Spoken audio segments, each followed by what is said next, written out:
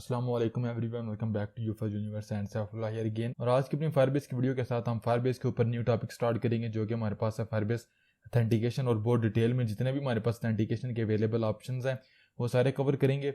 और इस वीडियो में हम देखेंगे फायरबेस अथेंटिकेशन का इंट्रोडक्शन, कुछ मेन पॉइंट्स फायरबेस अथेंटिकेशन के रिलेटेड, क्या उसके मेन फीचर्स हैं, और उसके बाद हम देखेंगे कि किस तरीके से अपने फायरबेस प्रोजेक्ट के लिए अथेंटिकेशन को इनेबल करते हैं। So let's get started.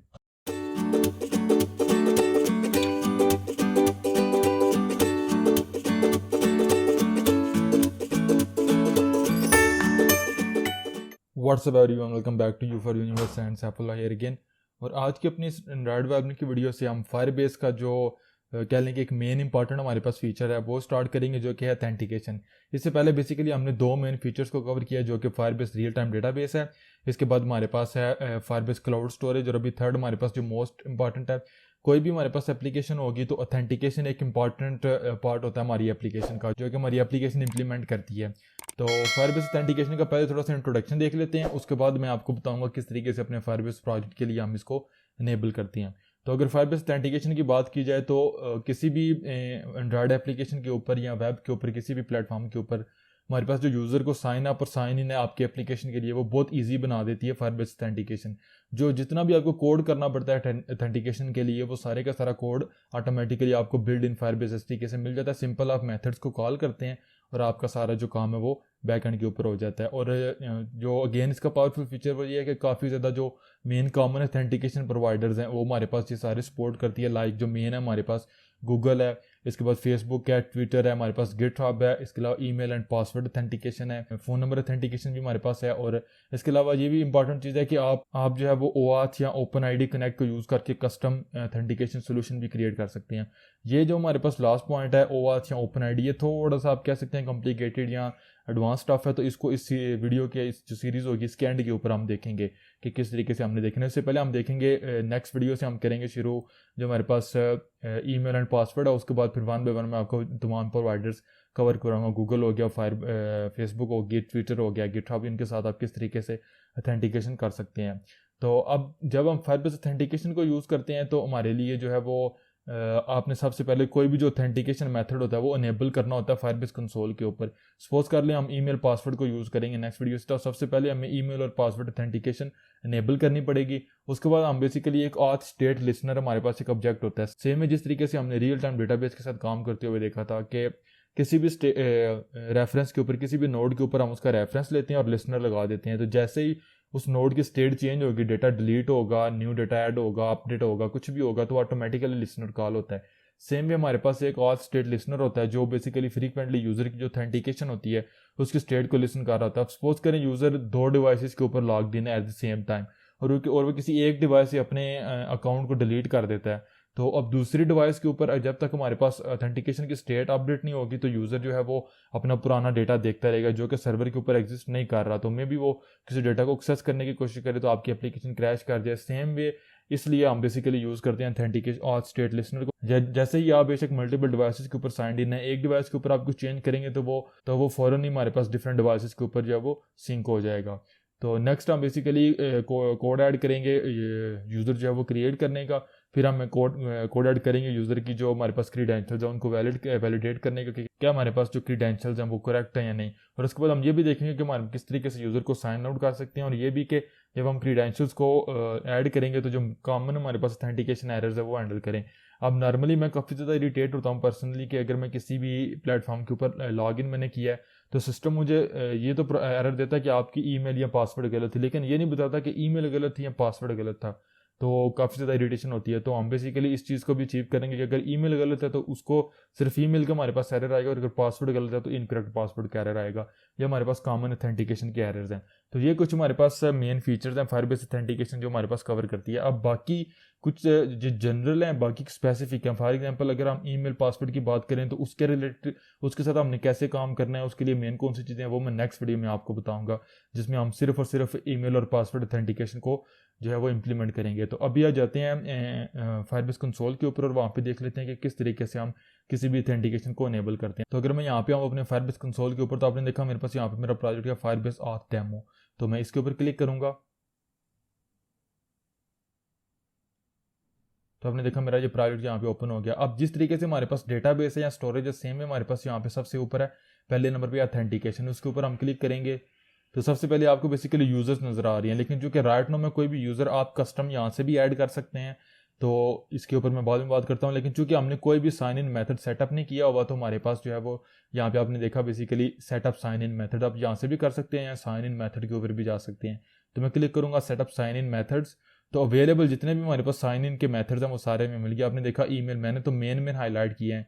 Email, password authentication है, फ़ोन नंबर है, गूगल है, प्ले गेम्स है, गेम सेंटर, ये बेटा रिलीज है हमारे लिए iOS के लिए, फेसबुक है, ट्विटर है, गिटहब है, याहू है, माइक्रोसॉफ्ट और अनोनिमस है।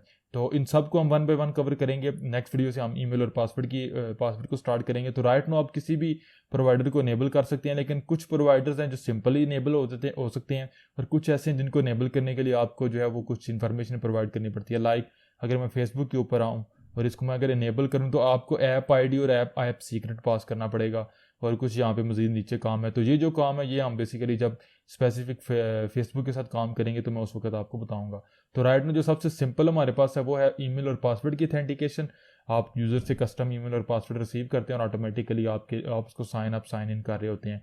तो मैं यहाँ पे जो है वो क्लिक करूँगा एडिट बटन के ऊपर, इसको अनेबल कर दूंगा।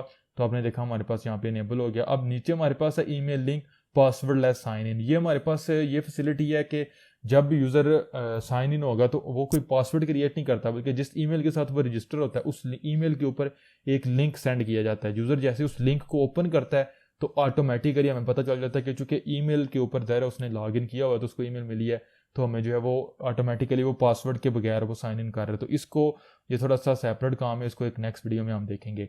तो ये राइट नाउ हमारे पास इनेबल हो गया और मैं क्लिक कर दूंगा सेव के ऊपर। तो आपने देखा ईमेल पासवर्ड इनेबल्ड, हमारे पास हमारी ऑथेंटिकेशन यहाँ पे भी आ गया, इनेबल हो चुकी है। अब मैं जाता हूँ यूज़र्स के ऊपर। तो ये एक मैं समझता हूँ बेस्ट अप्रोच है हमारे पास जब भी हम डेवलपमेंट नहीं कर रहे होते बल्कि लर्निंग कर रहे होते हैं, या प्रोडक्शन एप्लीकेशन भी बेशक हो। तो जब आप डेवलपमेंट कर रहे होंगे तो इट्स गुड थिंग के इट्स अ गुड प्रैक्टिस कि आप कुछ जो यूज़र्स हैं उनको टेस्टिंग के लिए पहले से यहाँ से ऐड कर लें। तो मैं एक यूज़र फॉर एग्जाम्पल यहाँ पे ऐड कर दूँगा और इसको मैं कह दूँगा demo@email.com और पासवर्ड के लिए मैं याद कह दूँगा डेमो पासवर्ड। तो आपको पासवर्ड भी नज़र आ रहा है, क्लिक कर दूंगा ऐड यूज़र के ऊपर। तो आपने देखा हमारे पास यहाँ पे यूज़र ऐड हो गया।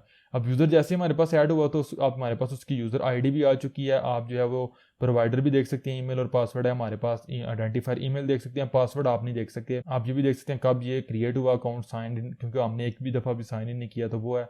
अब आप यहाँ पे राइट कॉपी कर सकते हैं यूज़र आई या फिर राइट क्लिक करके आप पासवर्ड रीसेट कर सकते हैं। आपने देखा आप टेम्पलेट ईमेल सेंड करेंगे रीसेट पासवर्ड की यूज़र को, इसकी टेम्पलेट होती है ये, जब पासवर्ड रीसेट के ऊपर करेंगे बात तो फिर मैं आपको बताऊंगा। या फिर आप यहाँ से डिसेबल अकाउंट कर सकते हैं। फॉर एग्जांपल यूज़र को कुछ ऐसी एक्टिविटी के अंदर इन्वॉल्व होता है जो आप नॉर्मली अलाउ नहीं करते, तो आप टेम्परेरी यूज़र का अकाउंट कुछ टाइम के लिए, एक दिन के लिए, कुछ 12 घंटे के लिए, कुछ टाइम के लिए, जो भी आपकी एप्लीकेशन की पॉलिसी होगी उसके मुताबिक इसको टेम्परेरी डिसेबल कर सकते हैं। डिसेबल करने से ये होगा कि आपके पास यूज़र के अकाउंट की इन्फॉर्मेशन, उसके डेटा की इन्फॉर्मेशन रहेगी, लेकिन यूज़र लॉग इन या साइन इन नहीं कर सकता। जब भी आप इसको इनेबल करेंगे, यहाँ से आपने देखा डिसेबल कर दूँ डिसेबल, तो ये अकाउंट हमारे पास डिसेबल हो चुका है। अब आप यूज़र इस अकाउंट को यूज़ करते हुए साइन इन नहीं कर सकता, और जब भी आप चाहें आप इसको यहाँ से इनेबल कर सकते हैं। और यूज़र अब इसका हो चुका है अकाउंट इनेबल हो चुका है तो यूज़र इसके साथ साइन इन कर सकता है। और यहाँ पे एट द एंड हमारे पास है डिलीट अकाउंट। अगर आप इसके ऊपर क्लिक करेंगे तो डिलीट आपका अकाउंट परमानेंटली डिलीट हो जाएगा। लेकिन इंपॉर्टेंट है अकाउंट्स कैन नॉट बी अनडिलीटेड। हमारे पास वैसे भी है कि मुझे कुछ क्वेश्चन भी आए हैं इसके रिलेटेड के फायरबेस के ऊपर कोई जो डेटा होता है अगर आप उसको डिलीट कर देते हैं, there is no way you are getting it back. आप कभी भी इसको वापस जो है वो रिकवर नहीं कर सकते। तो अगर मैं डिलीट के ऊपर क्लिक करूँ तो हमारे पास यूज़र डिलीट हो जाएगा। मैं दोबारा इसको ऐड कर देता हूँ, यहाँ पे ईमेल आ जाएगी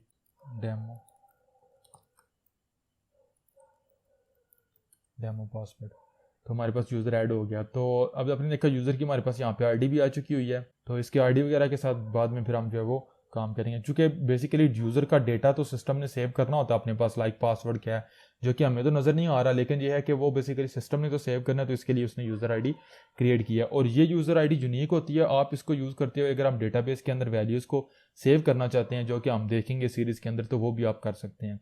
तो गाइस इसके साथ ही मैं वीडियो को स्टॉप करता हूँ। मैंने इंट्रोडक्टरी वीडियो यहाँ पे क्रिएट किया कि फायरबेस ऑथेंटिकेशन का मेन इंट्रोडक्शन, उसके मेन कौन कौन से फीचर्स हैं।